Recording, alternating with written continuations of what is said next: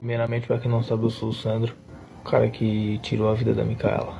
Eu vou deixar bem claro aqui nesse vídeo o que aconteceu, porque daqui a algumas horas eu vou me entregar pra polícia. Tá todo mundo aí falando que ela tinha terminado comigo, que a gente tinha terminado. É mentira, a gente não tinha terminado. Só que desconfiei dela, eu sei que eu fiquei cego e agi desse jeito.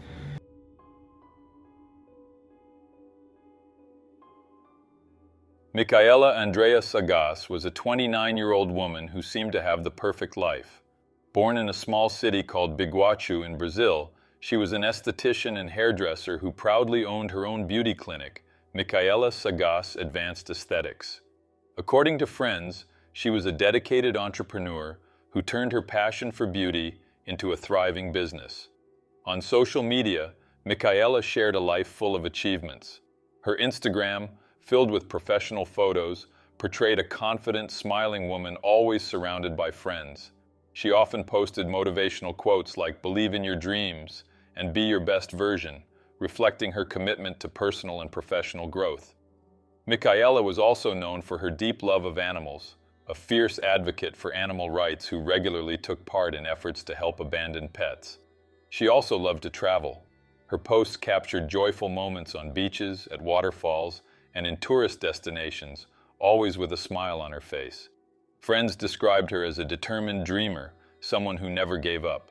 One Instagram tribute from someone close to her said Mikaella had a big heart, loved life, and was always helping others. Her death left a huge void in the lives of everyone who knew her, but behind the image of a strong and independent woman, there was a more complex side. Mikaella had a history of getting involved in toxic relationships, something she had openly acknowledged herself. 2 years before her death in 2023, she posted a TikTok video that was initially seen as a joke. But after the tragedy, the clip resurfaced with a chilling new context. In the video, Mikaella said, "I like messed up guys like me, the kind who threaten me with just a look and say if they ever see me with someone else, they'll kill us both. If he's soft, I'm out." After the crime, the video went viral again, sparking intense debates about the romanticization of abusive behavior. Many pointed out that Mikaella may have ended up attracting exactly what she once claimed to want. Despite the controversy, those who truly knew her insisted she was far more than that one video. Still, her life was about to be cut short in a tragic way, by a man she had chosen herself, a man who fit the dangerous mold she once admired. Sandro Jr., 23, was Mikaella's boyfriend at the time of the crime. Unlike her, Sandro carried a dark past. He had a long criminal record, including drug trafficking, robbery, possession of stolen goods, assault, and even prison escape. Sources say he was also under investigation for car theft and had known ties to organized crime in the greater Biguaçu area where Mikaella lived. Details on how Mikaella and Sandro met remain unclear, but their relationship quickly spiraled into chaos. Despite living together in Mikaella's apartment in Biguaçu, their relationship was a roller coaster of ups and downs. Friends and family reported that Sandro was extremely jealous and possessive, traits Mikaella seemed to tolerate at first, or even romanticize, as hinted in her 2023 video. But over time, things spiraled out of control. Witnesses said Mikaella had been trying to distance herself from Sandro, especially in the days leading up to the crime. According to sources, she had made the decision to end the relationship for good, exhausted by his threats and controlling behavior. Sandro, however, refused to accept the breakup and was willing to go to extremes. Just days before the murder, Mikaella confided in friends that she no longer felt safe around him. Sandro began stalking her, obsessively checking her social media and monitoring her messages. In a statement to police, Sandro admitted to cloning Mikaella's WhatsApp account to spy on her conversations, a chilling example of how much control he tried to exert over her. The breaking point, according to Sandro, was a supposed betrayal. In a video he posted before turning himself in, he claimed to have discovered that Mikaella was seeing someone else, something he said pushed him to commit the crime. However, both the police and Mikaella's family dispute this claim, stating that the real motive was Sandro's refusal to accept that it was over. Whatever may have happened behind closed doors, one thing is certain. On Friday, May 9, 2025, Sandro spent the entire day at Mikaella's apartment. What started as an apparently normal day ended in one of the most brutal crimes ever recorded in the Biguachu region. That night, Mikaella Sagás was murdered inside her apartment in the Fundos neighborhood of Biguachu. Sandro, who had been with her all day, committed the crime around 10 p.m., according to police estimates. The preliminary autopsy revealed that Mikaella was stabbed multiple times with a knife, with the wounds concentrated mainly on her neck. Detective Manuel Galeno from the Biguachu Police Department disclosed chilling details about the murder. According to him, Sandro's intent was to decapitate Mikaella. He failed to complete the act, but the body showed multiple lacerations and deep puncture wounds consistent with a sharp object. The crime scene was horrific. Blood was splattered throughout the apartment, indicating Mikaella fought desperately until the very end. The sheer violence and number of injuries made it clear. Sandro acted with extreme rage. After turning himself in, Sandro reportedly told the police that he tried to sever Mikaella's head but wasn't able to finish it. Even more disturbing was his complete lack of remorse after the crime. He showered in the apartment, changed clothes, and left a blood-stained pair of shorts in the bathroom stall, a crucial piece of evidence for the investigation. Security cameras in the building caught him leaving wearing different shorts and returning minutes later, likely to make sure he hadn't left any traces behind. Sandro didn't just flee the crime scene. He took Mikaella's car, a recently purchased Volkswagen Polo, along with her cell phone. In the early hours, he went to a nightclub in São José, a neighboring city to Biguachu, where he spent hours drinking and acting like nothing had happened. Meanwhile, Mikaella lay dead in her apartment, and her family started realizing something was wrong. That same night, Sandro used Mikaella's phone to send messages to her family, pretending to be her. He also accessed her WhatsApp to read conversations, probably searching for anything to fuel his paranoia about an alleged affair. This behavior reveals not only Sandro's coldness, but also his attempt to cover up the crime for several hours. By Saturday, May 10th, friends and family grew worried over Mikaella's silence.